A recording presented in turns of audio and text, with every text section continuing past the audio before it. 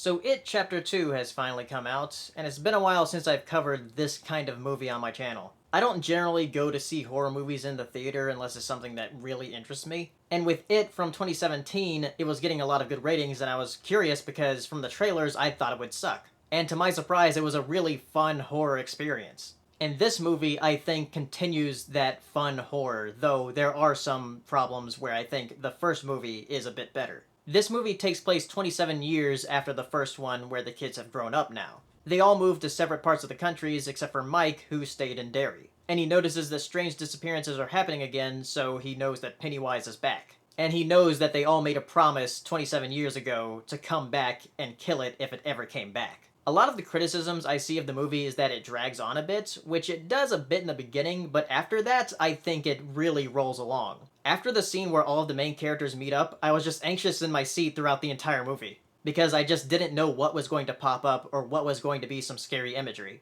I do think that the scares in this are a bit less creative than in the first movie, but they're still pretty fun. And there seems to be some inconsistencies with Pennywise's powers and what he can actually do, but a lot of the time I was just too anxious to even think about that. One thing that really carries this movie, though, are all the performances. All of the adult actors are pretty fantastic, and we do have a few flashbacks to them as kids as well, which that cast was also really great. I think the main strength of these two movies together are that the protagonists are people you want to root for. Usually in a horror movie, at least for me, you want to see a monster kill things. But in this, you want to see the main characters kill Pennywise, because you feel bad for the characters that do get it, because they don't really deserve it. So you really want to see them kill that clown.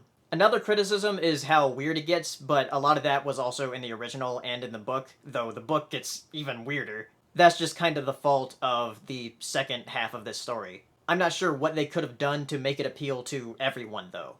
There is a meta joke about people hating the ending to one of the characters' books, so I guess that was their way of saying, oh well. So yeah, I liked It Chapter 2. I don't think it was as good as the first one though, but I think both of them together are a pretty good duology of movies. And just like the first movie, I'm having trouble sleeping without a light on, just because of some of the scary imagery that's in the movie. It makes my mind think up of even scarier stuff, like that painting in the first movie. When I was 4, I could have sworn I saw a painting move at my old house. And I don't know if I was dreaming because it was so long ago, or if my eyes were just playing tricks on me. Anyway, if you have seen It Chapter 2, tell me down in the comments, and I'll see you next time. Bye.